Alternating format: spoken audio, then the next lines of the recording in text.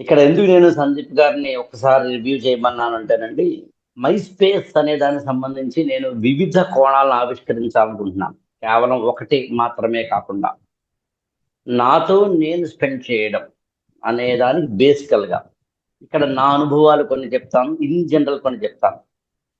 మీరు నమ్మరండి, ఈ ప్రపంచంలో నేను నమ్మే ప్రధానమైన సిద్ధాంతం ఎక్కడా బయటేం లేదు. ఏది ఉన్నా లోపలే ఉంది. అదే ఈ స్వర్గమైన నరకమైనా సరే మనలోనే ఉంది. పసిది పతకాల హారం కాదురా విజయ తీరం, ఆట అనే మాటకు అర్థం నిన్ను నువ్వు గెలిచే యుద్ధం అని సిరివెన్నెల సీతారామ శాస్త్రి గారు, మా గురువు గారు, ఒక పాటలో రాస్తారు. నిజానికి ఈ ప్రపంచంలో మనం గెలవాల్సింది మన మీద మాత్రమే.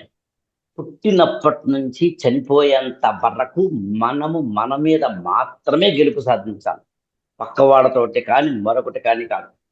నేను ఎలా స్పేస్ క్రియేట్ చేసుకుంటాను అన్నప్పుడు అండి, సాధారణంగా రోజుకు ఒక అరగంటో గంటో ఒక మెడిటేషను నేను ఎవ్రీడే డైరీ రాస్తాను. దాదాపుగా గత అంటే ఇవాళ నాకు 52 ఏళ్ళు అనుకుంటే, నేను అరౌండ్ 12వ ఏట అంటే 7వ తరగతి 8వ తరగతిలో నేను డైరీ రాయడం మొదలు పెడితే ఇవాళ నా దగ్గర 40 ఏళ్ల డైరీలు ఉన్నాయి. ఈ మొన్ననే మా అబ్బాయికి చూపించాను యాక్చువల్ గా, డైరీ రాయడం గొప్పతనం ఏంట్రా అంటే ఒక 40 ఏళ్ల డైరీ యాక్చువల్ గా. ప్రతిరోజు కాస్త అటు ఇటుగా ఒక్కరోజు ఏదైనా మిస్ అయితే తప్ప ప్రతిరోజు నేను డైరీ రాసుకుంటాను. అంటే ప్రతిరోజు నాతో నేను మాట్లాడడం అనేది జరుగుతుంది. అది అరగంట జరుగుతుందా, పావు గంట జరుగుతుందా, 20 నిమిషాలు జరుగుతుందా అన్నది నన్ను నేను నిప్పుతోటి కడుక్కుంటాను. యాక్చువల్ గా నాలోని లోపాలని ఇతరులు చెప్పడం కన్నా నేనే నాకు బాగా చెప్పగలను. ఒకటి రెండు మన ఏదో మిస్ అవుతావేమో తప్ప. సిరివెన్నెల సీతారామ శాస్త్రి గారు ఒక మాట అంటారు, నాలో ఒక లిరిసిస్ట్ ఉంటాడు, అంటే క్రియేటర్, రాసేవాడు. నాలో ఒక ఫిలాసఫర్ ఉంటాడు, ఒక వేదాంతి, రాసిన దాని యొక్క ప్రయోజనం చెప్పవయ్యా అనేవాడు. మూడవది, నాలో ఒక క్రిటిక్ ఉంటాడు, విమర్శకుడు. నువ్వు రాసింది తప్పో ఒప్పో, ఈ పదం ఇక్కడెందుకు రాయాలి, ఆ పదం అక్కడెందుకు రాయాలి, ఈ పదం ఇలా వద్దు, ఆ పదం అలా వద్దు అని.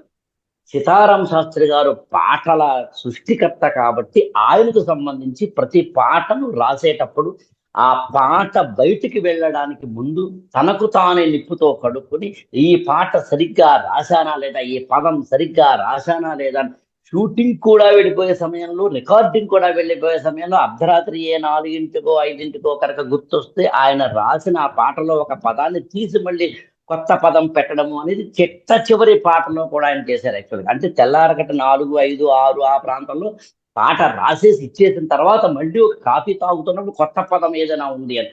నాకు తెలిసినంత వరకు మనం ఏదైతే ఒక పని చేస్తున్నామో, సీతారామ శాస్త్రి గారిని, ఆయన రాసిన పాటని అనే రెండింటినీ తీసేసి మనల్ని మనం చూసుకుందాం. ఏ పని చేస్తున్నాం, అది వంట చేస్తున్నా, ఉపన్యాసం ఇస్తున్నాం, ఉపన్యాసం వింటున్నా, మనం ఏదైనా అఫీషియల్ వర్క్ చేస్తున్నాం, ఆఫీస్ వర్క్ చేస్తున్నా, మనం ఏదైనా అన్నం తింటున్నా, కాఫీ తాగుతున్నాం, చివరికి మనం ఏ పని చేస్తున్నా ఆ పనిలో లీనమవ్వటమే మై స్పేస్, నా యొక్క స్పేస్ నేను క్రియేట్ చేసుకోవడం అంటే. అంటే 24 గంటల్లో అరగంటో పావు గంటో గంటో మనతో మనం స్పెండ్ చేయడం అనేది ఒక టెక్నికల్ అయితే, 24 గంటలు మనతో మనం స్పెండ్ చేయడం అనేది అంటే ఒక్క మాటలో చెప్పాలి అంటే మనతో మనమే స్పెండ్ చేయడం, మనతో మనమే మాట్లాడుకోవడం. ఆ మాట్లాడుకోవడానికి ఉన్న వాటిల్లో ఒకటి ఏంటి అంటే మెడిటేషన్. నేను పొద్దునే లేస్తాను, 5 o'clock అలా లేస్తాను, చక్కగా మెడిటేషన్ చేసుకుంటాను. మెడిటేషన్ లో కూడా అనేకమైన టెక్నిక్స్ ఉంటే ఉండవు, కానీ శ్వాస మీద ధ్యాస లాంటి ఎన్ని టెక్నిక్స్ ఉన్నా అసలు బేసికల్ గా నేను మెడిటేషన్ చేసే పని ఏంటంటే నాతో నేను మాట్లాడుకోవడం. ఒక్కసారిగా అచింత్యం అమేయం అమోఘం క్షణికమై శాశ్వతమైన దివ్యానుభవం పొందడం అంటాడు శ్రీ శ్రీ మహాప్రస్థానంలో. మనం జాగ్రత్త అవస్థలోంచి స్వప్నావస్థలోకి, స్వప్నావస్థలోంచి సుషుప్త అవస్థలోకి వెళ్ళడం ద్వారా, అంటే కాన్షియస్ మైండ్ నుంచి సబ్ కాన్షియస్ మైండ్ లోకి, సబ్ కాన్షియస్ మైండ్ నుంచి అన్కాన్షియస్ మైండ్ లోకి వెళ్ళి చివరికి మనం నాద బిందు కళాత్మక తురియ దశలోకి వెళ్ళినప్పుడు మనల్ని మనమే మర్చిపోయిన ఒకనొక అత్యున్నతమైన ఆనందకరమైన స్థితిలోకి వెళ్ళినప్పుడు, అంటే అసలు మనం ఎవరో మనకి తెలియదు యాక్చువల్, మనం ఎక్కడున్నామో మనకి తెలియదు యాక్చువల్గా. అది ఆ అనుభూతిని మనం ఎప్పుడు పొందుతూ ఉంటాము అని ఒకసారి చూసినట్లయితే, మనం ఏదైనా గుడికి కానీ అలాంటి వాటి దేనికైనా వెళ్ళినప్పుడు మీరు గమనించారో లేదో, మామూలుగా గుడికి వెళ్ళినప్పుడు ఆ లైన్ లో నించున్నప్పుడు ఒక అరగంట ఏదో పిచ్చాపాటి మాట్లాడుకుంటున్నారా, ఏంట్రా ఏం చేస్తున్నారా, ఏదో మెసేజ్, ఒక సెల్ ఫోన్ పట్టుకెళ్ళి స్థాయి ఉంటే ఇక్కడికి మెసేజ్ చూసుకుంటూ ఉండడం లేదు, వాటి మాట్లాడుకుంటారు, లేదా 1 అవర్ ల్యాండ్ 1 అవర్ అంటూ ఉండదు, ఏంటో మీ పిల్లల్ని ఏం చదివిస్తున్నావురా అంటాం, లేకపోతే కనుక బాగుందరే ఏదో మాట్లాడుతూ ఉంటాం యాక్చువల్గా. ఈ ఏదేదో మాట్లాడుతూ ఉన్న దశలోంచి కాస్త గర్భగుడిలోకి, అంతరాళాన్ని దాటి గర్భగుడిలోకి వెళ్ళే దశలోకి వెళ్ళేసరికి మనని మనమే మర్చిపోతాం. అది క్షణమే, అది క్షణం మాత్రమే. ఆ దేవదేవుణ్ణి మనము ఆయన్ని మనం చూస్తున్న క్రమంలో మనల్ని మనమే మర్చిపోతాం. అచింత్యం, అమేయం, అమోఘం, క్షణికమై శాశ్వతమైన దివ్యానుభవము, ఆనందానుభవము అంటే అర్థం అదే. ఆనంద నిలయము అంటే అర్థం అదే. బ్రహ్మానంద స్థితి అంటే అర్థం అదే. ఆ బ్రహ్మానంద స్థితిలోకి నువ్వు వెళ్ళడానికి ఉన్నది క్షణం మాత్రమే. ఆది శంకరాచార్యుల వారు అంటారు యాక్చువల్ గా, జీవితాంతము ధూపంలా అంటే పొగ చూరిపోయి బతకడం కన్నా క్షణకాలం దీపంలా బతుకు అంటారు యాక్చువల్ గా. అంటే హంసలా బతుకు 6 నెలలైనా కానీ కాకిలా బతకడం కలకాలం ఎందుకు అన్నట్టుగా ఆ క్షణం, అది ప్రతి క్షణాన్ని అనుభవిద్దాం. నేను అనుభవిస్తున్నాను. నేను ఇప్పుడు మీతో మాట్లాడుతున్నాను. మొదటి మెల్లగా మాట్లాడతాను, మీరు గమనించారు లేదో. కానీ ఆ ఒక్కసారి అందులో లీనమైన తర్వాత నన్ను నేనే మర్చిపోకపోతే, నన్ను నేనే ప్రేమించుకోకపోతే, నా ఉపన్యాసం నాకే నచ్చకపోతే, నా పని నాకే నచ్చకపోతే, నాకు నేనే నచ్చకపోతే, నా డ్రెస్ నేనే నాకే నచ్చకపోతే, నా మాట నాకే నచ్చకపోతే, నా ఇల్లు నాకే నచ్చకపోతే, నేను చదువుతున్న పుస్తకం నాకే నచ్చకపోతే, ఈ ప్రపంచంలో నాకు నేనే నచ్చనప్పుడు నాకు ఇంకొకరు ఎందుకు నచ్చుతారు? Simple logic. ఏ పని చేసినా పెర్ఫెక్ట్ గా చేద్దాం, ఏ పని చేసినా లీనమై చేద్దాం. తేనెసీసా ఉంటుంది, అందులో చెంచా ఉంటుంది. తేనెమో తీయగా ఉంటుంది, చెంచా ఏమో దాన్ని తాగలేదు. జీవితం అలా వద్దు. ఉదయం నుంచి రాత్రి వరకు ప్రతి చోట మనల్ని మనం కోల్పోవద్దు. మనల్ని మనం కోల్పోవద్దని మీకు చెప్పడం కాదు, నేను కోల్పోను. నేను ఎవరితోనే మాట్లాడుతున్నా, ఏదైనా పని చేస్తున్నా, ఉదయం నుంచి రాత్రి వరకు ప్రతి చోట మనల్ని మనం కాపాడుకుందాం. Simple logic. దీనికోసం చేసిన మొట్టమొదటి నాకు చెప్పినట్టుగా మెడిటేషన్. మెడిటేషన్ అనేది రీఛార్జ్ చేస్తున్నారు. ఒక అరగంట అలా కళ్ళు మూసుకొని ఉంటే ప్రపంచాన్ని మర్చిపోయి అలా మెల్లగా నాతో నేను మాట్లాడుకుంటూ, ఇవాళ ఏం టాక్ ఉంది, రేపు ఏం చేయాలి, లాంటివి ఇలా ఏం చేయాలి, ఇంకోటి ఏం చేయాలి, లాంటివి అలా అలా అలా మాట్లాడుకుంటూ ఏదైనా ఇంటర్నల్ కాన్వర్జేషన్ అంటాను నేను. నాతో నేను మాట్లాడుకోవడం, నన్నే నేను కడుక్కోవడం, నన్నే నేను పొగుడుకోవడం, నన్నే నేను తిట్టుకోవడం, నన్నే నేను సవరించుకోవడం, నన్నే నేను సమర్థించుకోవడం, నన్నే నేను అర్థించుకోవడం, నన్నే నేను అభ్యర్థించుకోవడం, నాతో నేనే యుద్ధం చేయడం, నాతో నేనే సమరం చేయడం, నాతో నేనే సర్దుబాటు చేసుకోవడం. అరే ఇన్ని లోపాలు ఉన్నాయా? అరే ఇంత దారుణమైన వ్యక్తినా నేను? ముళ్ళ కంపల్లోంచి బయటకు వచ్చిన పుష్పంలాగా, ఒక పంకము అంటాం. పంకం అంటే బురద అండి. ఆ బురదలోంచి పైకి వస్తుంది. బురద ఉంటుంది కింద, ఆ పైన నీళ్లు ఉంటాయి, ఆ నీటి పైకి కలువ పువ్వు పైకి వస్తుందని పంకజము అన్నారు. అంటే పంకములోంచి పుట్టినది అని. అంటే ఆ బురదలోంచి పైకి వచ్చిన, ఆ నీళ్లలోంచి కడుక్కుంటూ వచ్చి ఆ ఒక తూడులోంచి బయటకు వచ్చిన కలువ పువ్వు, పద్మములాగా పైకి కనిపించే పద్మం, కానీ లోపల బురద ఉంటుంది. ఆ లోపల బురదని పట్టుకుందాం. ఆ బురదని పట్టుకోవడం ప్రతి నిమిషం చేద్దాం, అనుక్షణం చేద్దాం. ప్రతి ఒక్కరితోటి మనం మాట్లాడుతున్నప్పుడు ఆ బురదని బయటికి గెంటుతూ ఉంటాం, దాన్ని కడుక్కుందాం. ప్రతి ఒక్కరి మీద మనకి అలక, ప్రతి ఒక్కరి మీద మనం అలగడం, ప్రతి ఒక్కరిని మనం విమర్శించడం. ఏమంటే మనం మీరండి యాక్చువల్గా మీరు నమ్మరండి, మీరేమనండి మీ ఇంట్లో ఫంక్షన్ అని పిలవలేదండి, లేదా ఇంకోటి యాక్చువల్గా ఏంటండి మీరు ఈ షర్ట్ అస్సలు బాగుండదు, ఏంటో మీరు ఏదో. ఎందుకు అల్లక, ఎందుకు విమర్శ వద్దు. అడుగొట్టుకున్న గుడి ఉంది, అందరిలో గుడి ఉంది, ఆ గుడిలో దీపం ఉంది, అది ఏ దైవం. ప్రతి ఒక్కరిని ప్రేమిద్దాం, ప్రతి ఒక్కరిని ఆలింగనం చేసుకుందాం, ప్రతి ఒక్కరితోటి మాట్లాడదాం. మీరు చెప్తే ఆశ్చర్యపోతారు. ప్రతి ఒక్కరిలోనూ నేనే ఉన్నాను అని నమ్ముతాను యాక్చువల్గా. సిరివెన్నెల సీతారామ శాస్త్రి గారు ఒక పాటలో రాస్తారు యాక్చువల్గా. ఆ పాటలో ఆయన చెప్పిన మాట ఏంటంటే, అబ్బా అసలు ఎవరిని చూస్తున్నా వాళ్ళలో నేను కనిపిస్తున్నాను కదా, నేనే కదా నీలో కనిపిస్తాను. అదే కదా అద్వైతము అంటే. అహం బ్రహ్మాస్మి అంటే అర్థం అదే కదా. చలం అనే ఒక తెలుగులో కవి ఉంటారు. ఆయన ఠాగూర్ గీతాంజలి తెలుగులోకి అనువదిస్తూ అత్యద్భుతమైన ఒక వాక్యాన్ని రాస్తారు. ఒక చిన్న పేర రాస్తారు యాక్చువల్ గా. దేవుడితోటో లేదా మనిషితోటో ఎవరైనా కానీ, గురువుతోటో తల్లితోటో తండ్రితోటో ఎదుటి వాడితో ఎవరితో అయినా కానీ, నువ్వు ఉన్నావు నేను లేను ఒక దశట. అరే నువ్వు ఉన్నావు నేను లేను ఒక దశట. అరే నువ్వు లేవురా నేనున్నాను రా రెండో దశట, లేదా ఇంకొక దశట. అరే నువ్వు నేను ఇద్దరిలో ఎవరో ఒకరైతే ఉన్నారా ఎవడు అనేది డౌట్ రా ఇంకొక దశట. అరే నువ్వు నేను ఇద్దరం లేనేమో ఇంకొక దశట. అరే నువ్వు నేను ఇద్దరు లేవురా ఇద్దరం ఒకటే ఒక దశట. నువ్వు నేను వేరు వేరు కాదు, అంతా నువ్వే అంతా నేనే, నేనే నువ్వు నువ్వే నేను, నువ్వే నేను నేనే నేను, నువ్వు నేను ఒకటేట. ఎంత దశ! అదే అద్వైతము అంటాం. అద్వైతం అంటే ద్వైతము కాదు, ఇది ద్వైతం అంటే రెండు, రెండుగా కనిపిస్తుంది ఇక్కడ, కానీ రెండు కాదు, రెండుగా కనిపిస్తుంది. నాన్న ఉన్నాడు యాక్చువల్గా. నాన్న నాకేమో నాన్న, నాకు నాన్న, కానీ మా తాతకి కొడుకు. అరే బాబా! మా అమ్మకి భర్త. అరే బాబా! వాళ్ళ అన్నయ్యకి తమ్ముడు. అరే బాబా! వాళ్ళ తమ్ముడికి అన్నయ్య. అరే బాబా! అంటే ఒక మాటలో చెప్పమంటారా, ఈ నాన్న అనే ఒక పేరుకి నేను పెట్టుకున్న పేరు నాన్న, కానీ నా తాత పెట్టుకున్న పేరు నాన్న కాదు, కొడుకు. మా అమ్మ పెట్టుకున్న పేరు కొడుకు కాదు, భర్త. అంటే ఒకే పదార్థం వేరు వేరు పేర్లతో పిలువబడుతుంది. ఒకే పదార్థం వేరు వేరు పేర్లతో పిలువబడుతున్నప్పుడు నాకు వేరు వేరు పేర్లు ప్రపంచం పెడుతుంది కదా. కొంతమంది నా మీద పోస్టర్ అంటిస్తారు, వీడు వేస్ట్ ఫెలో.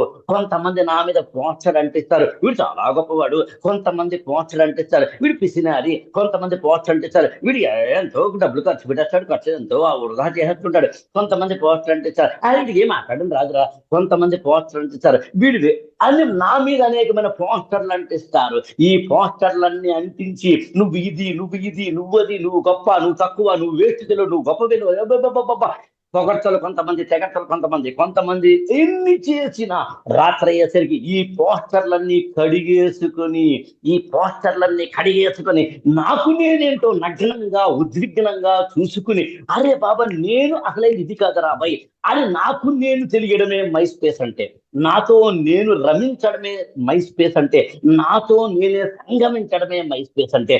ఐ ఫోకస్ అంటే అర్థం అదే. ఈ ప్రపంచంలో నాకు తెలిసి ఐ ఫోకస్ అనే ఒక్క సంస్థ చాలు. ఇంకోటి అక్కర్లేదో అనిపిస్తుంది నాకు యాక్చువల్గా. ఇంకా మీరు ఇంకా బాగా చేయట్లేదని కూడా అనిపిస్తుంది నాకు. ఇంకా మనం బాగా చేయాలేమో అనిపిస్తుంది యాక్చువల్గా. ఊరు ఊరు, వాడ వాడ, పల్లె పల్లె, ప్రతి ఒక్క వ్యక్తి గుండెల్లో, అంటే 800 కోట్ల జనాభా ఉన్న ఈ ప్రపంచంలో, 140 కోట్ల జనాభా ఉన్న ప్రపంచంలో, ఈ ప్రపంచంలో ప్రతి ఇంటికి, ప్రతి గుండెకి వెళ్లాల్సిన ఏకైక సమస్య ఏంటంటే ఐ ఫోకస్. నా మీద నేను యుద్ధం చేయడం, నన్ను నేను చూసుకోవడం. అందుకు నేను ఏం చేస్తానంటే ఉదయం నుంచి రాత్రి వరకు ఎక్కడ ఎవరితో ఏ మాట్లాడుతున్నా మీరు నమ్మరు, నాతో నేను గడుపుతాను. లోపల ఇంకో స్క్రీన్ పే నడుస్తూ ఉంటుంది. యాక్చువల్గా నేను మీతో మాట్లాడుతూ ఉంటాను, కానీ లోపల ఇంకొక స్క్రీన్ పే నడుస్తూ ఉంటుంది. అందుకని నేను ఏదైనా మీకు సలహా ఇవ్వాలనుకుంటే, ప్రతి పనిలో లీనమైతే, ప్రతి పనిలో ఉన్మీలనమైతే, ప్రతి పనిలో ఇన్వాల్వ్ అయితే, ప్రతి పనిలో నన్ను నేనే కోల్పోతే మై స్పేస్ క్రియేట్ చేసుకోవడానికి 24 గంటలు సరిపోదు. అందుకు నేను చేసే మొట్టమొదటి పని ఏంటంటే, ఇందాక చెప్పినట్టుగా మెడిటేషన్. రెండవది ఏంటి అంటే, ప్రతి చోట నన్ను నేను కోల్పోకుండా ఉండడం. ఏదైనా చాయ్ దుకాణానికి వెళ్తే, చాయ్ కనుక తాగితే నాకేమి తిరిగి వచ్చారు, చాయ్ తాగుతూ హాయిగా గడపడం అసలు. ప్రపంచాన్ని మర్చిపోయి హాయిగా ఉండడం. ఏదైనా సభలో కనుక నేను ప్రధాన వక్తనైతే అక్కడ ఒకలాగా, అదే నేను కనుక ప్రధాన కిందన కూర్చున్న ఒక ప్రేక్షకుడినైతే అలాగా. అంటే నీళ్ళల్లా ఉందాం, ఘన పదార్థంలా ఉండద్దు. నీళ్ళని గ్లాసులో వేస్తే గ్లాసులో అయిపోతుంది, అదే నీటిని కనుక సీసాలో వేస్తే సీసాలో అయిపోతుంది, చెంచాలో వేస్తే చెంచాలో అయిపోతుంది. అదే నీరు కాశీలో ఉంటే గంగమ్మ తల్లి అవుతుంది. అదే నీరు కనుక ఈ నసికాత్రయంబకంలో ఉంటే మరొక రూపాన్ని సంతరించుకుంటుంది. అదే నీరు కనుక ఫ్రిడ్జ్ లో పెట్టి, డీప్ ఫ్రిడ్జ్ లో పెడితే ఐస్ అవుతుంది. అదే ఐస్ ని బయటికి తీసుకొస్తేనేమో నీటి రూపం అవుతుంది. ఆ నీటిని తీసుకొచ్చి మంట మీద పెడితేనేమో అది ఆవిరవుతుంది. ఏ రూపాన్ని సంతరించుకున్నామన్నది కాదు, ఎక్కడ ఏ రూపాన్ని సంతరించుకున్నామన్నది ఇంపార్టెంట్. మనం ఘనంలా ఉండి, ఘన పదార్థమై ఇతరులకు బాధ కలిగించడం కన్నా, ఉపద్రవం కలిగించడం కన్నా, ద్రవ పదార్థంగా ఉండి ఇతరులకు ఆనందాన్ని పంచుదాం. నేను ఎవరు అని తెలుసుకోవడం ఎంత ఇంపార్టెంటో, నాకేమీ తెలియదు అని తెలుసుకోవడం కూడా అంతే ఇంపార్టెంట్. నాకు ఏమీ తెలియదు నా ఆత్మన్యూనతలో పడిపోకుండా, నాకు అన్నీ తెలుసును అని అనుకోగలిగిన కెపాసిటీ కూడా ఉండగలగాలి. మై స్పేస్ ని క్రియేట్ చేసుకోవడం అంటే అర్థం అది. అంటే ఈ విశాల విశ్వంలో, ఎంత పెద్ద ప్రపంచంలో నేనంత అణువంత అని కుంగిపోవడం కాకుండా, ఈ విశాల విశ్వ ఆర్కెస్ట్రాలో నా సంగీత జరి కూడా, నా స్వరం కూడా ఇమిడి ఉంది. నేను కూడా కాంట్రిబ్యూట్ చేస్తాను కదా అనుకున్నప్పుడు ఆత్మవిశ్వాసం వస్తుంది. మనతో మనం మాట్లాడుకుందాం. ఆ మాట్లాడుకోవడానికి ఒక రోజొద్దు, ఆ మాట్లాడుకోవడానికి ఒక స్పేస్ వద్దు, ఆ మాట్లాడుకోవడానికి ఒక గంట వద్దు. అది టెక్నికల్ మాత్రమే. కానీ ప్రతి క్షణం మాట్లాడుకునే ప్రయత్నం చేద్దాం. ప్రతి క్షణం మనతోటి మనం రమించుకునే ప్రయత్నం చేద్దాం. వీటిల్లో నేను నమ్మిన మొదటిది మెడిటేషన్ అని చెప్పాను. రెండవది నిరంతరము మనతో మనమే గడపడం అని చెప్పాను. మూడవది డైరీ రాయడం. మీరు ఆశ్చర్యపోతారు చెప్తే. యాక్చువల్గా ఇక్కడ నాకు టైం లేదేమో కానీ, ఇలాంటి బహుశా నాకు తెలిసి ఈ ఈ పేజీలన్నీ చెప్తే మీరు ఆశ్చర్యపోతారు. ఎవ్రీ డే ఈ పుస్తకం ఇలాంటిది ఇంకొక 2 పుస్తకాలు ఉన్నాయి. మొత్తం నేనేంటో చెప్పే పుస్తకాలు యాక్చువల్గా. ఇది నల్లటి అట్టను పెట్టుకోవడానికి కూడా కారణం ఉంది యాక్చువల్గా. నల్లటి అట్టని పెట్టుకున్న పుస్తకాలు 3 అలాగే ఉంటాయి యాక్చువల్గా. ఒకటి మాత్రమే రెడ్ కలర్ తో ఉంటుంది. కానీ ఇది నేను ఓపెన్ చేసినప్పుడు, ఉదాహరణకి ఇది కనుక చూస్తే, నేను ఎప్పుడు జర్నీ స్టార్ట్ చేశాను, ఎక్కడ జర్నీ స్టార్ట్ చేశాను, ఎలా జర్నీ స్టార్ట్ చేశాను, ఏం చేశాను. 1994లో నాకు డిగ్రీ అయిన తర్వాత నేను ఐఏఎస్ ప్రిపరేషన్ కోసం ప్రపంచాన్ని మర్చిపోయి, నా స్నేహితుల్ని కూడా మర్చిపోయి, బంధువుల్ని కూడా డిటాచ్ అయ్యి, కేవలం ఐఏఎస్ ప్రిపరేషన్ కోసం మాత్రమే హైదరాబాద్ వచ్చినప్పుడు 1994 టు 99 నా ఐఏఎస్ ప్రిపరేషన్ స్టార్ట్ చేసిన దాదాపు ఒక 4-5 సంవత్సరాల పాటు. ఆ తర్వాత నేను ఈనాడులో పనిచేశాను. ఆ తర్వాత ఈటీవీకి వెళ్ళాను. ఆ తర్వాత మా టీవీకి వెళ్ళాను. ఆ తర్వాత webprapancam.com అనే ఒక వెబ్సైట్కి పనిచేశాను. ఆ తర్వాత indiainfo.com అనే వెబ్సైట్కి పనిచేశాను. ఆ తర్వాత నేను రాజకీయాల్లో కొంతమంది వాళ్ళు చాలా అత్యున్నతమైన పొజిషన్ ఉన్నారు. వాళ్ళ దగ్గర నేను అసిస్టెంట్ గా పనిచేశాను. ఆ తర్వాత నేను సినిమా ఫీల్డ్ లో దాసనారాయణరావు గారు లాంటి వారి దగ్గర నేను అసిస్టెంట్ గా పనిచేశాను. అల్లు అరవింద్ గారు, దాసనారాయణరావు గారు ఇలాంటి వారి దగ్గర అసిస్టెంట్ గా పనిచేశాను. ఆ తర్వాత నేను సినిమా ఫీల్డ్, రాజకీయాలు అయిపోయింది. ఆ తర్వాత కొంచెం సామాజిక రంగంలో పనిచేశాను. అరే బాబా, ఇన్ని చేసిన తరువాత నాకు ఏం చేయను అర్థం కావట్లేదు. నిరంతర తపన, నిరంతర సంఘర్షణ, నిరంతర ఘర్షణ. ఏదో చేయాలి, ఏదో చేయాలి, ఏదో చేయాలి, ఏదో చేయాలి. నేను మళ్ళీ చెప్తానండి. జీవితంలో చిత్తశుద్ధితో కనుక పనిచేస్తే, లోపల ఫైర్ ఉంటే, లోపల కనుక మనకి చిత్తశుద్ధి ఉంటే, లోపల నిజాయితీ ఉంటే, ఎతకాలన్న తపన, ఏదో చెయ్యాలన్న తపన, నలుగురికి పంచాలన్న తపన ఉంటే వేదికలు ఆటోమేటిక్ గా సృష్టించబడతాయి. నేచర్ మనందరికన్నా గొప్పది. దానికి నేచర్ అనే పేరు పెడదామా, యోగం అనే పేరు పెడదామా, అదృష్టం అనే పేరు పెడదామా, దేవుడు అనే పేరు పెడదామా, ఏ పేరు పెట్టినా పర్లేదు. నేచర్ ఎంత గొప్పదో చెప్తాను, మీరు ఆశ్చర్యపోతారు చెప్తే. నేనేమో ఐఏఎస్ ని 12 మార్కుల్లో కోల్పోయి, నేను రాసిన తెలుగు లిటరేచర్ ఆప్షనల్లో భారతదేశంలో ఎవరికీ రానంతగా మార్కులు వచ్చి, నాకన్నా ముందు ఇవాటి కూడా అన్ని మార్కులు ఎవరికి రానంత రికార్డు బద్దలు కొట్టి, తీరా చూస్తే ఐఏఎస్ ని 12 మార్కులు కోల్పోయిన తర్వాత ఏడుస్తూ కూర్చున్న మాట నిజం, బాధపడ్డ మాట నిజం. పువ్వు పుట్టగానే పరిమళిస్తుంది అని చెప్పడానికి ఇక్కడైతే లేదు. ఎప్పుడైనా సరే, అది కూడా నెక్స్ట్ చెప్తాను. యాక్చువల్ గా వాస్తవాన్ని గుర్తించడం గురించి. సరే, అప్పుడు నేను బాధపడ్డ మాట వాస్తవం, ఏడ్చిన మాట వాస్తవం. కానీ నన్ను నేనే, నా కన్నీటిని నేనే తుడుచుకున్నా. గురువులు లేరని కాదు, గురువులు లేరని కాదు, కానీ ఉన్నంతలో మాట్లాడుతున్నాను. ఎందుకు గురువులు లేరని కాదు అనే పదం వాడుతూనే నన్ను నేనే అనే పదం వాడని కూడా చెప్తాను. యాక్చువల్ గా ఎంతమంది గురువులున్నా, నీలో మారాలనే శక్తి లేకపోతే, నీ స్పేస్ నువ్వే క్రియేట్ చేసుకోకపోతే, నీలో నువ్వే యుద్ధం చేయకపోతే, నీతో నువ్వే యుద్ధం చేయకపోతే, ఎంతమంది చేసినా వృధాయే. క్లాసులో నేను ఒక 100 మందిని కూర్చుంటే 100 మందికి క్లాస్ చెప్తాను, కానీ 100 మంది మారడం లేదు. ఎవడో ఒకడే మారుతున్నాడు. దాదాపుగా 100 అక్షోహిణుల సైన్యం ఉన్న రోజున, అక్కడ ఆ చోట ఎక్కడైతే ఒకానొక ప్రధానమైన యుద్ధ క్షేత్రంలో, ధర్మక్షేత్రంలో, కురుక్షేత్రంలో ఒకడికి మాత్రమే చెప్పలేదు ఆయన భగవద్గీతని దాదాపుగా 1000 మంది అక్షోహిణిలో సైన్యం ముందు చెప్పాడు. అటు కౌరవ సైన్యం, ఇటు పాండవ సైన్యం ఉండగా చెప్పాడు. ఎంతమంది ఉండగా చెప్పినా కూడా అడ్రస్ చేస్తున్నది ఒకడికి అనిపిస్తున్నప్పటికీ అందరికీ చెప్తున్నా. సామాన్య సైనికుడు మారలేదు, కానీ అర్జునుడు మారాడు. మారడం అనేది జరుగుతుందంటే అర్థం నీలో మార్పు వస్తుందని అర్థం, నీకు మార్పు రావాలనే కోరిక ఉందని అర్థం. అందుకని గురువు గొప్ప కాదు, శిష్యుడే గొప్ప, మారిన వాడే గొప్ప. నేను దాన్ని ఇంకోలో చెప్తాను. యాక్చువల్గా గురువు ఉంటాడు, నీలోని శిష్యుడు ఉంటాడు. వాడిని అర్థం చేసుకోవడం మొదలుపెట్టు. నువ్వు మారాలనే కోరిక లేకపోతే, నీకు మారాలనే కోరిక లేకపోతే, నీకు ఎదగాలనే కోరిక లేకపోతే, నీకు నలుగురికి ఏదో ఒకటి చేయాలనే కోరిక లేకపోతే సాధ్యమే కాదు. ఉదాహరణకి ఇవాళది తీసుకోండి, 6:00కల్లా మీరు వచ్చుంటారు బహుశా ఈ మీటింగ్కి. 6:00కో 5:30కో కూడా. మార్నింగ్ ఎవ్రీడే బహుశా వస్తారేమో. కూడా రావాలన్నది ఈజీ కాదు. హౌస్ వైఫ్కి ఎంతో కష్టం, మాతృమూర్తులకు ఎంతో కష్టం, జాబులు చేసే వాళ్ళకి ఎంతో కష్టం, బిజినెస్లు చేసే వాళ్ళకి ఎంతో కష్టం. అయినా రీఛార్జ్ చేయకపోతే సెల్ ఫోన్ పని చేయదు. నా బాడీకి నా మైండ్కి రీఛార్జ్ చేయకపోతే, నా ఉదయంతో రీఛార్జ్ స్టార్ట్ చేయకపోతే నా డే అంతా వేస్ట్ అవుతాను తెలుసుకోవడం మాత్రమే కదా ఆచరించడం గొప్ప అవుతుంది. అందుకని ఆ రోజున నేను ఇన్ని చేశాను కదా.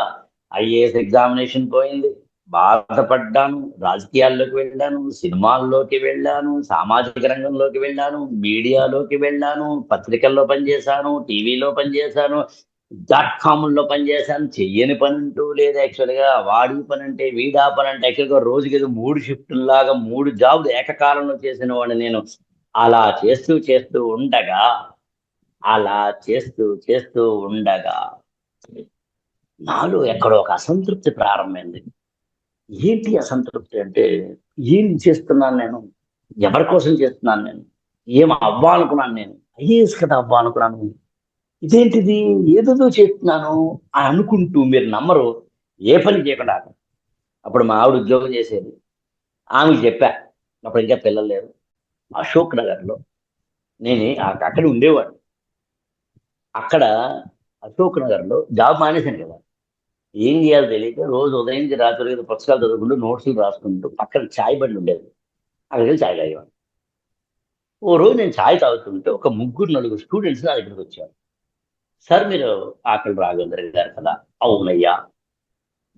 సరే మీరు తెలుగు లిటరేచర్ ఆప్షన్లో మంచి మార్కులు వచ్చినాయి అట్లా, మీరు ఐఏఎస్ పని మార్కులు? అవునయ్యా. సరే మీరు ఏమనుకోనంటే, మా కొంచెం అలా అవుట్ అంటే ఎలా చదవాలి ఏంటి చెప్తారా, మేము ఐఏఎస్ అవ్వాలనుకుంటున్నాం. దాని ఉంది, ఎక్కడ చెబుదాం. ఇప్పుడు మేమున్నది ఒక చిన్న రోడ్డు పక్కన ఉండే ఛాయ్ దుకాణం. ఎక్కడ మాట్లాడదాం అంటే ఆ పక్కన ఇరానీ ఛాయ్ కేఫే ఉంది. నాకు ఇప్పటికి గుర్తు, ఎక్కడుందంటే మీకు ఇందిరా పార్క్ ఏమి ఇటువైపు ఉంటుంది, ఎన్టీఆర్ అది అనుకుంటే అటువైపు ఉంటుంది. దాని కార్నర్ డయాగ్నికల్ గా ఉంటుంది. ఇటువైపు మా హైదరాబాద్ సర్కిల్ దాని ఆపోజిట్ లో. ఇప్పుడు అక్కడ ఇరానీ ఛాయ్ షాప్ ఉండేది, ఇప్పుడు లేదు. ఆ లోపల కూర్చున్నాను నేను. ఇక్కడ సార్ అన్నారు వాళ్ళు. కూర్చున్నాను. వాళ్ళు కూర్చున్నారు. ఏదో పెన్ను పేపర్ వాళ్ళ చేతిలో ఉండాలి. రాయడం మొదలుపెట్టా, చెప్పడం మొదలుపెట్టాను, రెచ్చిపోవడం మొదలుపెట్టాను, నన్ను నేను కోల్పోవడం మొదలుపెట్టాను, నా స్పేస్ నేనే క్రియేట్ చేసుకోవడం మొదలుపెట్టాను, నా స్పేస్ నేనే ఉండడం మొదలుపెట్టాను, నా స్పేస్ ఉందనే విషయం కూడా మర్చిపోయేంతలా చేయడం మొదలుపెట్టాను. ఆ నలుగురు నాకు తెలిసి అర్జునుడు, నేను కృష్ణుని అనుకున్నాను. ఆ నలుగురు నాకు ఒక అత్యద్భుతమైన శిష్యుడు, నేను బుద్ధుణ్ణి అనుకున్నాను. ఆ నలుగురు అత్యద్భుతమైన ప్లేటోలు అనుకున్నాను, నేను సోక్రటీస్ అయ్యాను. వాళ్ళందరూ అలెగ్జాండర్లు అనుకున్నాను, నేనేమో అరిస్టాటిల్ అయ్యాను. వాళ్ళందరూ అరిస్టాటిల్ అనుకున్నాను, నేను ప్లేటో అయ్యాను. ఎందుకంటే సోక్రటీస్ యొక్క శిష్యుడు ప్లేటో, ప్లేటో యొక్క శిష్యుడేమో అరిస్టాటిల్, అరిస్టాటిల్ యొక్క శిష్యుడేమో అలెగ్జాండర్. ఏ గురువు ఏ శిష్యుడు ఎక్కడ ఎవరిని మారుస్తుందో తెలియదు. అంతే చెప్పడం మొదలు పెట్టాను. 1 గంట 2 గంటలు 3 గంటలు ఐఏఎస్ ఎలా ప్రిపేర్ అవ్వాలి, అలా ప్రిపేర్ అవ్వాలి, రెచ్చిపోయాను. యాక్చువల్గా ఆంథ్రోపాలజీ అంటే ఇది, తెలుగు లిటరేచర్ అంటే ఇది, పబ్లిక్ యాడ్ అంటే ఇది, అది ఎలా ప్రిపేర్ అవ్వాలి, ఈ పుస్తకం వద్దు ఆ పుస్తకం వద్దు. మీరు నమ్ముతారో లేదో, వాళ్ళు నలుగురు వెళ్ళి ఏ కోచింగ్ సెంటర్ లో అయితే జాయిన్ అయ్యారో ఆ కోచింగ్ సెంటర్ హెడ్ కి చెప్పి, సార్ ఇలాగ ఆకళ్ళ గారు మాకు ఇలాగ పొద్దున్నే క్లాస్ బీకారు సార్, అద్భుతం అవుతుంది సార్, వీలైతే ఆయన తీసుకొచ్చి ఒక క్లాస్ ఇప్పిస్తారు అన్నారు. యాక్చువల్ గా ఆ కోచింగ్ ఇన్స్టిట్యూట్ హెడ్ కూడా అప్పటికే, నేను ఐఏఎస్ కోచింగ్ ఇన్స్టిట్యూట్ లో ఐఏఎస్ కోచింగ్ సంబంధించిన స్టూడెంట్ కాబట్టి, మా కంటెంపరీస్ ఆల్రెడీ కోచింగ్ సెంటర్ పెట్టిన వాళ్ళు కాబట్టి ఆయన, అయ్యో ఆయన తెలుసును రండి అని కట్ చేస్తే మీరు నమ్మరు. పొద్దున్నేమో క్లాస్ చెప్పాను, మధ్యాహ్నం ఫోన్ వచ్చింది, సాయంత్రం డ్రెస్ వేసుకున్నాను, సరదాగా వాళ్ళ దగ్గర ఒక 100 మందో 50 మందో ఉన్నారు, వాళ్ళ క్లాస్ చెప్పాను. మీరు నమ్మరు సార్, మళ్ళీ మళ్ళీ చెప్తున్నాను, రిజల్ట్ గురించి ఆలోచించకుండా పనిచేద్దాం. నేను ఎక్కడ ఉంటే అక్కడ ఒక ఇంప్రెషన్ క్రియేట్ చేద్దామని పనిచేద్దాం. నేను ఒక నిజాయితీగా పనిచేస్తే ఆ యుద్ధంకి ఎప్పుడూ కూడా ఫలితం ఉంటుందని పనిచేద్దాం. ఒక ఆశావహ దృక్పథంతో పనిచేద్దాం. మనందరికన్నా నేచర్ గొప్పదని, మనందరికన్నా దేవుడు గొప్పదని, ఇక్కడ కష్టం ఇస్తే కంగారు పడకని, స్పీడ్ బ్రేకర్ ఇస్తే ఆపమని అర్థం కాదు, ఆగమని అర్థం కాదు. మెల్లగా వెళ్ళి మళ్ళీ ఫాస్ట్ గా వెళ్ళమని అర్థం. ఎండ్ ఇక్కడ లేదని, బెండ్ మాత్రమే ఉందని, గెలుపు ఉంది ఓటమి లేదు, గెలుపు ఉంది మలుపు మాత్రమే ఉందని, వేళా పాడలేదు, కుర్రాళ్ళాటకు ఓడే మాట లేదు, ఆడేవాళ్ళకు అని. ఇంకా చెప్పమంటారు, మీరు చెప్తే ఆశ్చర్యపోతారు. జీవితంలో ఎప్పుడైనా సరే కష్టం వచ్చింది అంటే ఐటీ వాళ్ళలా మాత్రమే కాకుండా అయితే ఏంటి వాళ్ళలా మాత్రం కూడా ఉందా యాక్చువల్గా. ఐటీ అంటే సరదాగా అంటున్నాను, ఐటీ వాళ్ళలా మాత్రమే కాకుండా అయితే ఏంటి గాళ్ళల్లా ఉందో ఎప్పుడైనా సరే. అందులో నాకు ఐ ఫోకస్ ఇష్టమనే పదం పదే పదే వాడడానికి కారణం యాక్చువల్గా. ఫెయిల్యూర్ ని కూడా సెలబ్రేట్ చేసుకోరా భయ్ అని చెప్తే, ఎందుకంటే ఫెయిల్యూర్ లేదు కాబట్టి. ఈ ప్రపంచంలో ఫెయిల్యూర్ ఏముంది, వేళా పాడలేదు, కుర్రాళ్ళకు ఓడే మాట లేదు, ఆడేవాళ్ళకు ఏది గెలుపో ఏది మలుపో తెలియనంత వరకు ఇదే ఇదే ఆట మనకు. అందుకని ఇప్పుడు మనతో మనం ఎప్పుడైతే రమించుకుంటున్నామో, మనమే మర్చిపోతున్నామో, అసలు ముందు నేను కదా ప్రేక్షకుడిని, నాకు కదా నచ్చాలి నా పాట, నాకు కదా నచ్చాలి నా మాట, నాకు కదా నచ్చాలి నా ఉపన్యాసం, నాకు కదా నచ్చాలి నా పదాలు. అర్థమైపోయింది అనుకుంటా మీకు. నాకు నచ్చితే ఆటోమేటిక్ గా జనానికి కూడా నచ్చుతుంది, నాకు నచ్చితే జనంలో ఉన్నది నేనే అన్న విషయం అర్థమైతే సరిపోతుంది. అందుకని ఆ రోజున వాడు పిలిచారు, వెళ్ళాను, క్లాస్ చెప్పాను, చాక్ పీస్ పట్టుకున్నాను, బోర్డు మీద చెప్పాను. నా జీవితంలో అసలు నేను ఐఏఎస్ క్లాసులు చెబుతాను నాకు తెలియదు. ఇప్పుడు చెప్పండి, ఏదో చెయ్యాలన్న తపన నాకు లేకపోతే చాలు ఉందాం, బాగానే ఉంది అని అనుకుని ఉంటే, అంటే యాక్చువల్గా అదృష్టం లేదండి. అసలు యాక్చువల్గా ఏంటంటే నాకు 12 మార్కులు ఐఏఎస్ పోయిందంటే లక్, బ్యాడ్ లక్ అండి. ఏం చేస్తాం మరి. అంటే యాక్చువల్గా ఏంటంటేనండి, మీరు నమ్మరు, ఈ సౌత్ ఇండియన్స్ నార్త్ ఇండియన్స్ నొక్కేస్తారండి. ఆ అంటే ఐఏఎస్ రాకపోతే నేను గ్రూప్ 1 గ్రూప్ 2 ఇది రాసుకుని బతికేస్తానండి. అంటే యాక్చువల్గా ఈ అంతేనండి మనకి. యాక్చువల్గా నాది అప్పుడు ఈ యోగం, ఈ నక్షత్రాలు ఏదో మారింది, దశ మారిందండి. ఇవన్నీ మనం మాట్లాడడం అంటే అర్థం ఏంటో చెప్పమంటారా? లోపల బురద పెట్టుకొని బయటకి డంప్ చేయడం, బ్లేమ్ గేమ్స్ ఆడద్దు. ఈ ప్రపంచంలో నువ్వు ఓడిపోతే నువ్వే కారణం, గెలిస్తే మాత్రం నువ్వు కారణం కాదు. ఐ రిపీట్ దిస్ వర్డ్, ఓడిపోతే మాత్రం నువ్వే కారణం. నువ్వు నీలో లోపాలు పెట్టుకుని నువ్వనేది పదం వాడాలి. తప్పు తప్పు. నాలో లోపాలు పెట్టుకుని నేను ఎదగనంటావేంటి? ఐఏఎస్ ఇంటర్వ్యూకి వెళ్ళినప్పుడు 12 మార్కుల్లో ఐఏఎస్ పోవడానికి కారణం నేను. నాకు ఇంగ్లీష్ సరిగ్గా రాకపోవచ్చేమో, ఆ గంట సేపు ఇంటర్వ్యూ హాల్లోని పెర్ఫార్మెన్స్ సరిగ్గా ఇవ్వలేదేమో, నేను సరిగ్గా ప్లీజింగ్ చేయలేదేమో. ఒక 5 బోర్డు మెంబర్స్ ని ప్లీజింగ్ చేయకపోతే నువ్వు ఐఏఎస్ ఆఫీసర్ అయిన తర్వాత లక్షలాది మంది ప్రజల్ని ఎక్కడ ఇంప్రెస్ చేస్తావురా భయ్? నువ్వు ప్లీజింగ్ చేయలేవురా, యార్ అన్ఫిట్ అని వాళ్ళు అనుకుని ఉండవచ్చు. సన్నగా పక్కగా పలచగా పీలగా ఉన్న వీడికి ఏదో అయ్యేది ఇవ్వచ్చు, ఇవ్వద్దు అని అనుకుని ఉండవచ్చు. ఏదైనా లోపం నాది అనుకున్నప్పుడు కడుక్కోవడం మొదలు పెడతాం, లోపం నీది అనుకున్నప్పుడు చాలా ప్రమాదం యాక్చువల్గా. ఎప్పుడో నేను చదివిన చిన్న ఇది ఇది నార్మన్ విన్సెంట్ పీలే లాంటి వాళ్ళు రాసిన పుస్తకాలు ఉన్న, అందులో వాటి నెపోలియన్ హిల్ రాసిన పుస్తకాలు ఉంటుంది యాక్చువల్గా. ఒక ఓడ వెళ్తోందట, ఆ ఓడ వెళ్తూ వెళ్తూ వెళ్తూ ఉండగా ఎదుట యాక్చువల్గా ఒకదాన్ని, ఏ తప్పుకో తప్పుకో తప్పుకో అందట. అప్పుడు అవతల నుంచి మెసేజ్ వచ్చిందట, తప్పుకునేది కాదు ఇది, నువ్వే తప్పుకో. ఏ నేనా, నన్ను నేను తప్పుకోమంటావా అన్నట్టు ఇక్కడి నుంచి కెప్టెన్, నువ్వే తప్పుకోవాలి. ఎందుకంటే నువ్వేమో షిప్ అంటే ఓడ, నేనేమో లైట్ హౌస్. ఓకేనా, నేను తప్పుకో, నువ్వే తప్పుకోవాలి అని. అందుకని ఈ ప్రపంచంలో ఎదుటి వ్యక్తిలోని లోపాలు చూడద్దు, ఎదుటి వ్యక్తిలోని పాపాలు చూడవద్దు. ఎదుటి వ్యక్తిలో ఏదో ఉందనుకో, నా నాదే తప్పు, నా తప్పని నేను ఎప్పుడైతే అంగీకరించానో, నా ఒప్పుల వైపు ఎలా వెళ్ళాలో నాకు అర్థమవుతుంది. నేను చీకట్లో ఉన్నాను తెలిసినప్పుడే కదా నేను తిమిరంతో సమరం చేసి నేను అత్యున్నతమైన స్థితికి వెళ్ళగలుగుతాను, వెలుగుల తీరాలకి చేరగలుగుతాను. అందుకని సింపుల్ గా నేను ఆ రోజున పాఠం చెప్పినప్పుడు మర్చిపోయాను, ఈ పాఠానికి నాకు ఎన్ని డబ్బులు వస్తాయి, ఈ పాఠం చెప్తే కనుక నాకు లాభం ఏంటి, నన్ను వెంటనే ఫ్యాకల్టీని చేస్తారా, నాకు వెంటనే ఇక డబ్బులు వస్తాయా, నాకు వెంటనే ఫీజులు వస్తాయా, నాకు వెంటనే రెచ్చిపోయి. అబ్బే, ఏం కాదు. ప్రయాణం చేసుకుంటూ పోతే గమ్యం ఆటోమేటిక్ గా చేరతాం. రాత్రిపూట హైవే చుట్టూ చీకటి, మీరు ఒక కారులో ఉన్నారు, హెడ్ లైట్ వేశారు. అప్పుడు కారులో హెడ్ లైట్ వేస్తే ఏమవుతుందంటే మీకు చీకటిని చీల్చుకుంటూ వెలుగు ఇంతవరకే కనిపిస్తుంది. ఆ వెలుగు తర్వాత ఉన్నది చీకటి మాత్రమే ఉంటుంది. కానీ ఈ చీకటిని చూస్తూ భయపడద్దు, ఈ వెలుగును చూసి అడుగులు ముందుకే. నువ్వు అడుగు ముందుకేస్తే చీకటిని చీలుస్తావు, అడుగు ముందుకి చీకటిని చీలుస్తావు, అడుగు ముందుకి చీకటి చీలుస్తావు. అడుగును ముందుకేసుకుంటూ వెళ్ళు, పని చేసుకుంటూ వెళ్ళు, ఫలితం మర్చిపో. ఇదే కదా కర్మణ్యేవాధికారస్తే మా ఫలేషు కదాచన అని చెప్పడం జరిగింది. అంటే యాక్చువల్ గా రామాయణం మీద కూడా మాట్లాడమన్నారు, కానీ అంత శక్తి నాకుందని నేను అనుకోవడం లేదు యాక్చువల్గా. అంతగానే ఇంపార్టెంట్ ఒక అరగంటలో మాట్లాడలేనేమో అని అనిపిస్తుంది, కానీ చేసే ప్రయత్నం చేస్తాను. అంటే ఇక్కడ కర్మణ్యేవాధికారస్తే మా ఫలేషు కదాచన అని అన్నాను కాబట్టి భగవద్గీత, ఇది నేను భగవద్గీతకి రాసుకున్న నోట్స్ యాక్చువల్గా.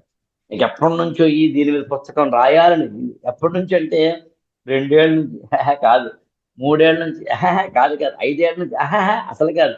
మీరు నమ్మరు, 2002, ఐ రిపీట్, 2002 అరౌండ్ జూన్ 20వ తారీఖు నుంచి సెప్టెంబర్ 20 వరకు ఒక 2-3 నెలల పాటు హాస్పిటల్ బెడ్ మీద ఉండగా రాసిన పుస్తకం ఇది. నోట్స్, పుస్తకం అనే పదం వాడకూడదు యాక్చువల్గా, ఇంకా పుస్తకంగా రాలేదు కాబట్టి. కేవలం ఒక్క మాటలో చెప్పాలి అంటే భగవద్గీత మీద నేను రాస్తున్న నోట్స్. ఎందుకు చెప్తాను ఈ మాట అంటే, హాస్పిటల్ బెడ్, మొన్న యాక్చువల్గా నిన్న కాక మొన్నే వచ్చారు మా ఇంటికి మన ఆ, సందీప్ వీళ్ళు. ఆ రోజు ఏంటో చెప్తే మీరు ఆశ్చర్యపోతారండి. మే 27 అరౌండ్, మే 27 అంటే ఆ రోజు నేను యాక్సిడెంట్ కి సరిగ్గా 24 సంవత్సరాల కిందట గురైన రోజు. మే 27, 2002 రాత్రి 8 గంటలకి నేను కింద పడ్డాను. ఎస్, హాస్పిటల్ బెడ్ మీదకి పడ్డా. అయితే ఏంటి, నీలో ఫైర్ ఉంటే, విజయంతో నీకు ఎఫైర్ ఉంటే, నిన్ను ఎవ్వడు కదిలించలేడు, ఎవ్వడు నిన్ను మరల్చలేడు. అందుకని ఆ రోజు నేను పాఠం చెప్పాను. కట్ చేస్తే నా పాఠం నచ్చడం వల్ల నన్ను ఒక ఫ్యాకల్టీగా పెట్టుకున్నారు. తర్వాత ఇది 2001లో జరిగింది, 2001 జూన్ 24 జరిగింది. ఇంటికి మరి నాకు ఈ డేట్లు ఎలా గుర్తొస్తాయి అంటే డైరీ రాయడం. అందుకని 2001 జూన్ 24 పాఠం బాగా చెప్పాను. తర్వాత వాళ్ళే నన్ను ఫ్యాకల్టీ పెట్టుకున్నారు. ఆ తర్వాత నేనే కోచింగ్ సెంటర్ పెట్టుకున్నాను. తర్వాత నాకు హాస్పిటలైజ్ అయ్యాను, మళ్ళీ లేచాను. నేను ఎక్కడైతే కోచింగ్ సెంటర్ పెట్టి కింద పడ్డాను, మళ్ళీ అక్కడే కోచింగ్ సెంటర్ పెట్టాను. అదే ప్రాంతంలో అశోక్ నగర్లో పెట్టాను. సరే, అదృష్టం బాగుండు. ఓ రోజున వాసుదేవ శర్మ గారికి గుర్తుంటుంది, నేను అశోక్ నగర్ రోడ్డు మీద నడిచి వెళ్ళిపోతుంటే ఆయన బండి మీద 2 వీలర్ మీద ఎవరిదో నడుస్తుంటే వెళ్తూ ఆపి నా భుజం మీద తట్టడం కాదు, కొట్టడం చేసి, అక్కడ పోయి వద్దు నువ్వు మాట్లాడుకున్నా కూడా, it was in I think 2005 like that around. ఆ ప్రాంతాల్లో అరౌండ్ నేను మాట్లాడేది. ఆ పక్కనే నా కోచింగ్ సెంటర్ ఉండేది. పాయింట్ అలా ఏంటంటే, ఏం చెప్పదలుచుకున్నాను అంటే, మళ్ళీ మళ్ళీ మళ్ళీ చెప్తున్నాను, ఇలా రాసుకోవడం వల్ల ఎప్పటి నుంచి ఎక్కడికి వెళ్ళాను, ఎక్కడి నుంచి ఎక్కడికి వెళ్ళాను, ఎక్కడి నుంచి ఎక్కడికి వెళ్ళాను, మనతో మనం రాసుకుందాం, మనతో మనం మాట్లాడుకుందాం. ఆ మై స్పేస్ అంటే అర్థం అది. నాతో నేను మాట్లాడుకోవడమే మై స్పేస్. మై స్పేస్ లో ఉన్నది ఏంటంటే డైరీ రాయడం. అంటే మొదటిది మెడిటేషన్, రెండవది నిరంతరము మనతో ఉండడం, మూడవదేమో డైరీ రాయడం. డైరీ రాయడం అనేది ఎన్ని రకాలుగా రాస్తారు, ఏ విధంగా రాస్తారు, ఎవరు ఎలా రాస్తారు, వారి వారి ఇష్టం, నాకు అభ్యంతరం లేదు. కానీ నాలుగవది కూడా చేద్దాం. అదేంటంటే పుస్తకాలు చదవడం. ఇక్కడ పుస్తకము అంటే నాట్ జస్ట్ బుక్, లెర్నింగ్ అని చెప్పడం నా ఉద్దేశం. లెర్నింగ్ 3 రకాలుగా ఉంటుంది. నేనైతే 3 రకాలుగా లెర్న్ చేస్తాను. ఒకటి పుస్తకాల్లోంచి వచ్చేది, రెండవది మనుషుల నుంచి వచ్చేది, మూడవది జీవితంలోని పరిస్థితుల నుంచి వచ్చేది, అంటే అనుభవాల నుంచి వచ్చేది. పుస్తకాల నుంచి వచ్చే జ్ఞానం కన్నా మనుషుల నుంచి వచ్చే పరిస్థితుల నుంచి, ఇతరుల నుంచి మనకి నేర్పేది ఎక్కువ. ఇతరుల నుంచి ఇతరులు నేర్పేది కన్నా మన నుంచి మనం నేర్చుకునేది ఇంకా ఎక్కువ. మై స్పేస్ అంటే అర్థం అది. మనం చేసిన తప్పులకి మనమే శిక్ష అనుభవించి, దాంట్లోంచి మళ్ళీ మనమే ఒక గుణపాఠం నేర్చుకుని, ఆ గుణపాఠాన్ని మళ్ళీ మన అత్యున్నతమైన స్థితిలోకి వెళ్లేందుకు కారణమయ్యేలా చేసుకోవడం ఏదైతే ఉందో అదే అసలైనది. అందుకు నేను ఏమంటానంటే, ఇది ట్రయాంగిల్ గా వేసుకుందాం. పుస్తకాలు ఎందుకు చదవాలి అంటే, ఎవరో ఏదో చెప్పిన ఒక పాయింట్, ఆ పాయింట్ నుంచి మనం తీసుకున్న అంశాలు, ఆ కాలంలో ఆ పరిస్థితుల్లో ఆయన చెప్పిన ఆ పరిస్థితుల నుంచి మనం తీసుకునేది. అంటే ఒక్క మాట చెప్పాలి అంటే, పుస్తకాలనేవి తన కాలం నాటి పరిస్థితుల్ని రచయిత తీసుకుని తర్వాత తరాలకు కూడా ఉపయోగపడే శాశ్వత సత్యాన్ని అందిస్తాయి. అలాంటి పుస్తకాల్లో గొప్పది అలాంటి గ్రంథాలలో గొప్పది, చాలా గొప్ప పుస్తకాలు ఉన్నా మీరు చెప్తే ఆశ్చర్యపోతారు. యాక్చువల్‌గా నన్ను రామాయణం అంటే కేస్ స్టడీగా తీసుకోమని రామాయణాన్ని ఇంటర్ప్రిట్ చేస్తూ అని అన్నారు కానీ, నేను అంత స్థాయి ఉన్న వ్యక్తిని అనుకోను గానీ, మీరు చెప్తే ఆశ్చర్యపోతారు. ఇది నేను మహాభారతం మీద రాస్తున్న నోట్స్. భీష్ముడు కానీ, ద్రోణుడు కానీ, గాంధారి కానీ, ధృతరాష్ట్రుడు కానీ, మహాభారతం మీద రాస్తున్న నోట్స్. రామాయణాన్ని ఇంటర్ప్రిట్ చేయమంటే మహాభారతం అనే దాన్ని ఎందుకు నేను సూచనాత్మకంగా చెబుతున్నానో చివర్లో చెప్తా. అలాగే నేను అసలు వేదాలంటే ఏంటి, ఉపనిషత్తులంటే ఏంటి, పురాణాలంటే ఏంటి, కావ్యాలంటే ఏంటి అని నేను రాసుకున్న నోట్స్ ఇవి. దాదాపుగా ఒక 50 పేజీల నోట్స్. వేదాలంటే ఋగ్వేదము, యజుర్వేదము, సామవేదము, అథర్వణ వేదం. మళ్ళీ వేదాలలో కూడా మళ్ళీ బ్రాహ్మణాలు, ఆరణ్యకాలు, వాటిల్లో ఉండే ఇతరత్ర అంశాలు, మళ్ళీ వాటిలోంచి ఉద్గ్రంథాలుగా వచ్చిన ఉపనిషత్తులు లాంటివి అంటే వేదాంతం, మళ్ళీ వాటి నుంచి వచ్చింది పురాణాలు, బ్రహ్మ పురాణం కానీ, బ్రహ్మాండ పురాణం కానీ, బ్రహ్మ వైవర్త పురాణం కానీ, విష్ణు పురాణం కానీ, వరాహ పురాణం కానీ, వాయు పురాణం కానీ, అగ్ని పురాణం, నారద పురాణం, పద్మ పురాణం, లింగ పురాణం, గరుడ పురాణం, కూర్మ పురాణం, స్కాంద పురాణం లాంటివి కానీ, అబ్బో చాలా పురాణం. వాటిలో మళ్ళీ అత్యున్నతమైంది భాగవత పురాణం. తెలుగులోకి పోతనామాత్యుడు అందించారు యాక్చువల్గా. భాగవత పురాణం లాంటివి కానీ, ఆ తర్వాత కాళిదాసు, మాఘుడు, దండి లాంటి వాళ్ళు రచించిన కావ్యాలు కానీ, ఆ తర్వాత వచ్చిన ప్రబంధాలు కానీ, తెలుగులో రామాయణాన్ని రచించిన మొట్టమొదటి కవిగా చెప్పబడిన తిక్కన లాంటి వారు కానీ, ఆ తర్వాత వచ్చిన ఎర్రన లాంటి వాళ్ళు కానీ, ఈవెన్ అన్నమయ్య కూడా రామాయణం రచించడం కానీ, ఆ తర్వాత వచ్చిన మనకి అయ్యలరాజు రాంభద్రుడు లాంటి వాళ్ళు కావచ్చు, ఇంకా అనేక మంది కావచ్చు. నిన్న మొన్న 1932 నుంచి 62 వరకు 30 సంవత్సరాల పాటు తెలుగులో రామాయణాన్ని రచించి కల్పవృక్షంగా దానికి పేరు పెట్టి జనపేట అవార్డులకి ఫస్ట్ టైం తెలుగువాడు ఆ పీఠం అధిరోహించిన కవి సామ్రాట్ విశ్వనాథ సత్యనారాయణ గారు కానీ, తెలుగులో రామాయణాలు అనేక ఉన్నాయి. హనుమంతరెడ్డి గారు ఆల్రెడీ మీకు రామాయణం మీద అనేకమైన విషయాలు సూచనాత్మకంగాను, వివరణాత్మకంగాను, సీరియస్ గాను చెప్తున్నారని నేను విన్నాను కాబట్టి, రామాయణం గురించి మీరు అనేక విషయాలు తెలుసుకుంటున్నారు కాబట్టి, ఒక అరగంటలోనో, పావుగంటలోనో రామాయణం గురించి మాత్రమే నాకు మాట్లాడడం అనేది స్పేస్ సరిపోదు కాబట్టి, మై స్పేస్లో దాన్ని క్రియేట్ చేయడం కాకుండా, నేను మీ అందరికీ చెప్పాలనుకున్నది ఏంటంటే, రామాయణం చదువుతారా, భారతం చదువుతారా, భాగవతం చదువుతారా, పురాణం చదువుతారా, ఏదో ఒకటి చదవండి అని చెప్పే ప్రయత్నం చేయడం ఇక్కడ నా ఉద్దేశం. ఏదైనా అక్కడి నుంచి మొదలుకొని ఏది కాకపోతే నిన్న మొన్న వచ్చిన పుస్తకాలైనా చదవండి అని చెప్పడం నా ఉద్దేశం. అక్కడి నుంచి మొదలుకొని ఇప్పటి వరకు ఉన్న మామూలు విషయాలైనా చదవండి అని చెప్పడం నా ఉద్దేశం. మామూలుగా నన్ను ఇన్స్పైర్ చేసిన అలాంటి పుస్తకాల్లో ఒకటి దిక్సూచి అనే పుస్తకం. వాకాటి పాండు రంగారావు గారు రచించిన పుస్తకం. ఇది నేను దాదాపుగా ఇంటర్మీడియట్ ఫస్ట్ ఇయర్ లో ఉండగా 1990లో చదివిన పుస్తకం. బహుశా ఆ పుస్తకం నేను చదవకుండా ఉంటే నా జీవితం మరొక విధంగా ఉండేది. బహుశా ఆ పుస్తకం చదవకుండా ఉండుంటే నా ఇంటర్ప్రిటేషన్స్ వేరేగా ఉండేవి.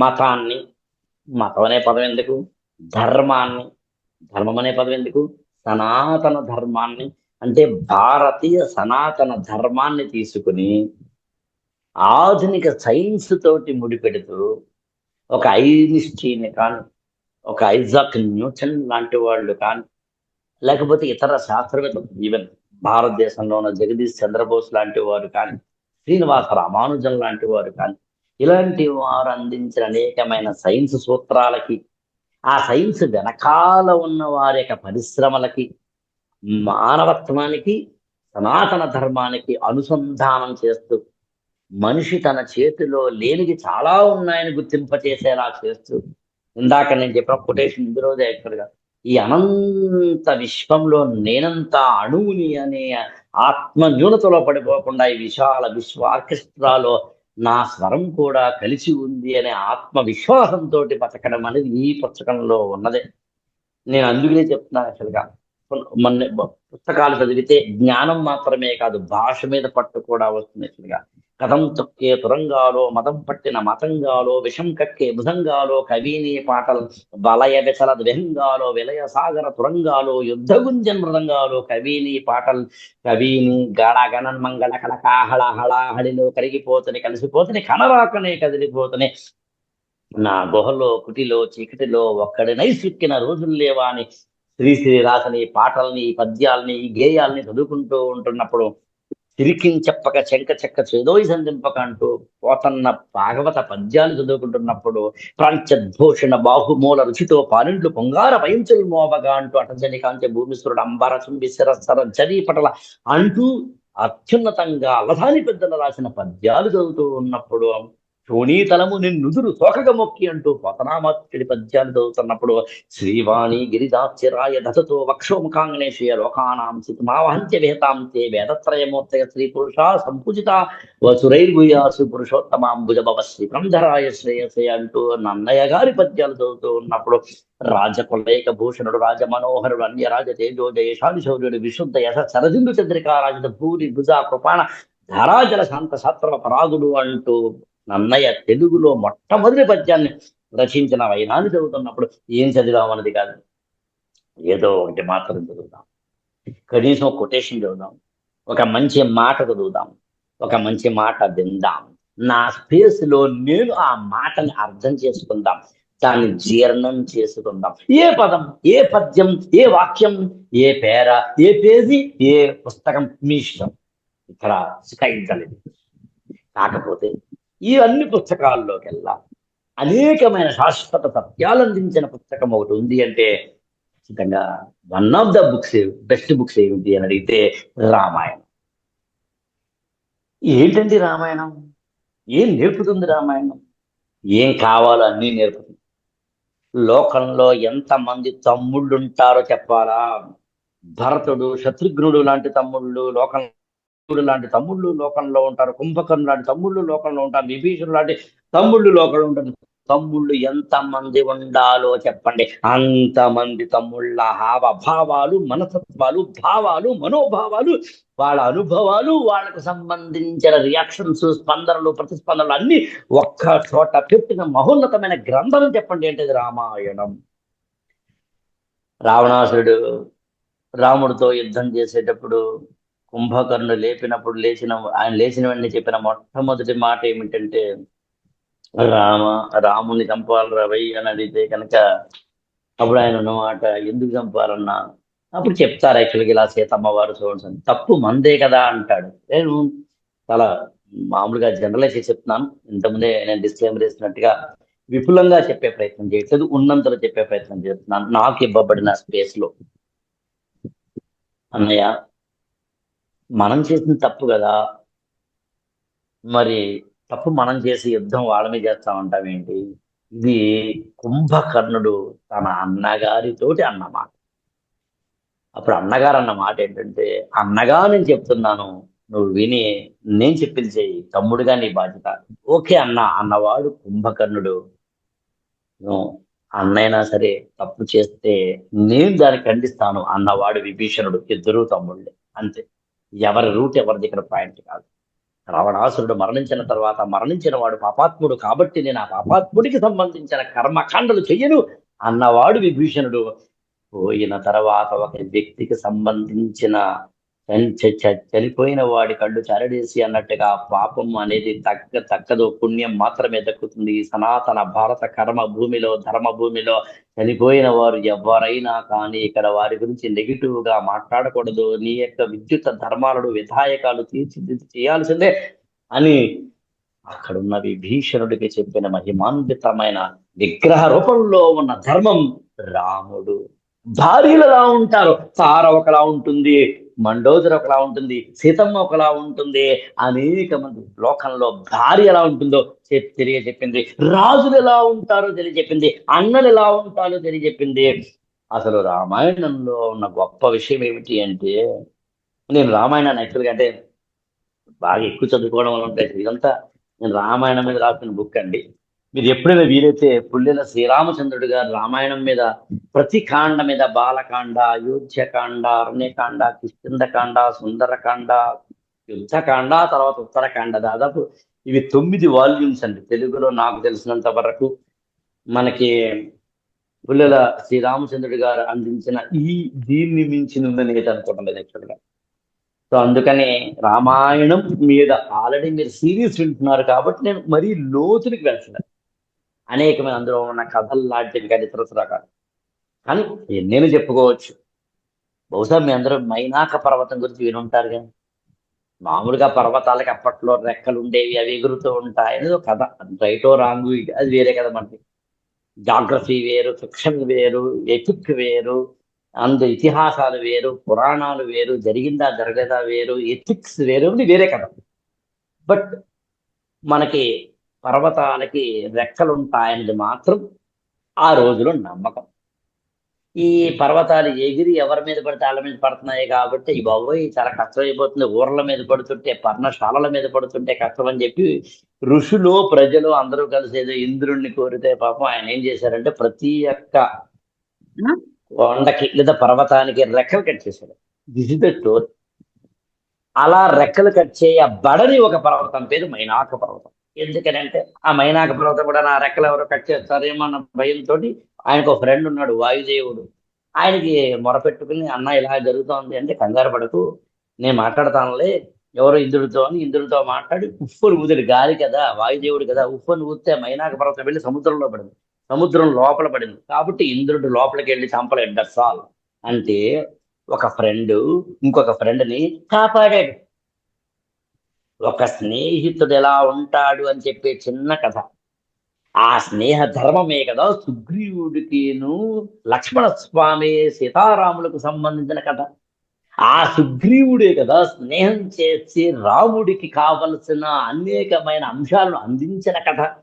స్నేహ ధర్మం గురించి మాట్లాడుతోంది, భాతృ ధర్మం గురించి మాట్లాడుతోంది, పితృ ధర్మం గురించి మాట్లాడుతోంది, పతి ధర్మం గురించి మాట్లాడుతోంది, పత్ని ధర్మం గురించి మాట్లాడుతోంది. ధర్మం అంటే పెద్ద ఏం కాదు, నీ కర్తవ్యాన్ని నువ్వు నిర్వర్తించు అని చెప్పడమే ధర్మము అంటే. ధర్మం అంటే నువ్వేం చేయాలో చేయాలి, నేనేం చేయాలి, ఇక్కడ పాఠం చెప్పాలి, ఉపన్యాసం ఇవ్వాలి, నన్ను ఇవ్వమని అడిగారు, దాన్ని నేను టైం చూసుకోవాలి, దాన్ని నేను పదాలు చూసుకోవాలి, దాన్ని నేను సమస్య చూసుకోవాలి, దాన్ని నేను అప్రోప్రియేషన్ చూసుకోవాలి, దానికి నేను ఏం టాపిక్ ఇచ్చారో చూసుకోవాలి, టాపిక్ నుంచి డీవియేట్ అవ్వకూడదు, ఏది పడితే అది మాట్లాడకూడదు, ఎదుటి వారి యొక్క మనసులు చూరగొనాలి, కానీ ఎదుటి వారి యొక్క మనసుని ఎక్కడ గాయపరచకూడదు, ఎదుటి వారిని ఎక్కడ తక్కువ చేయకూడదు, నన్ను ఎక్కడ ఎక్కువ చేసుకోకూడదు, నన్ను ఎక్కడ తక్కువ చేసుకోకూడదు, వాళ్ళని ఎక్కువ చేయకూడదు.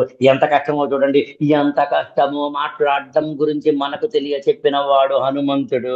అందుకనే హనుమంతుడు అక్కడి నుంచి దూరంగా కనిపించినప్పుడు సుగ్రీవుడు యొక్క పర్వత ప్రాంతాల్లో కనిపించినప్పుడు రామ లక్ష్మణుడు వెళ్తున్నప్పుడు దూరం చూసి అంటాడు యాక్చువల్ గా ఇతని యొక్క హావభావాలు బాగున్నాయి అంటే బాడీ లాంగ్వేజ్, ఇతనికి ఫేషియల్ ఎక్స్ప్రెషన్స్ బాగున్నాయి అంటే ముఖ కవళికలు. నవ్వుతున్నాడు అతను, మెల్లగా మాట్లాడుతున్నాడు అతను, ఏది మాట్లాడాలో అదే మాట్లాడుతున్నాడు అతను. అరే హనుమంతుడు ఏది మాట్లాడాలో తూకం వేసి మాట్లాడుతున్నాడు. ఇతను గొప్పవాడు, ఇతను యోగీశ్వరుడు, ఇతను కోతి కాదు, అంతకు మించి అని కనిపెట్టిన వాడెవరు? రాముడు. చెప్పబడిన వాడెవడు? లక్ష్మణుడు. ఇక్కడ నేను ఎవడు అనే పదం వాడుతున్నానండి, ఫ్లోలో వాడుతుంది యాక్చువల్గా. రాముల వారు లక్ష్మణుల వారు అని కాకుండా. ఎందుకంటే వారు ఎక్కడో దూరంగా పెట్టడం కాదు, వారందరూ మనలో ఉన్నారని చెప్పడం కోసం.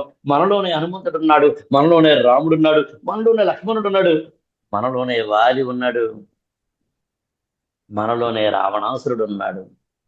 అందుకని మై స్పేస్ లో మనల్ని మనం కడుక్కోవడం ముందు చెప్పడానికి కారణం అదే. నేను అలా అనుకున్నప్పుడు ఆయన ముఖ కవళికల్ని చూసి, బాడీ లాంగ్వేజ్ ని చూసి, మాట తీరును చూసి ఇతను మనకి దగ్గర ఉంటే మనం అత్యున్నతంగా ఈ ఏదైతే శతాన్వేషణలో ముందుకెళ్తున్నామో అసలు ఆయన ఎక్కడుందో కూడా తెలియని చోటుకి వెళ్తున్నామో మనం తెలుసుకునే అవకాశం ఉంది అని. హనుమంతుడి యొక్క బాడీ లాంగ్వేజ్, మాట తీరే కదా. ఎన్ని రామాయణాలు చదివితే ఉపయోగమే ఉంది, ఎన్ని ఉపన్యాసాలు వింటే ఉపయోగమే ఉంది. మాట తీరు తెలుసుకుందాం. ఎంత మాట్లాడాలో అంత మాట్లాడదాం. గట్టిగా మాట్లాడదు, మెల్లగా మాట్లాడద్దు, ఎక్కువ మాట్లాడద్దు, తక్కువ మాట్లాడద్దు అని ఎక్కువ నవ్వద్దు, ఇలా డల్గా పెట్టి మాట్లాడద్దు.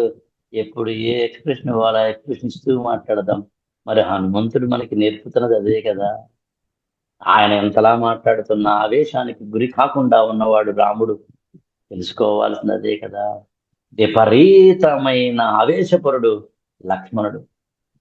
కానీ రాముడు లక్ష్మణుడు ఒకే ఒక్క తల్లికి పుట్టిన వాళ్ళు కాదు.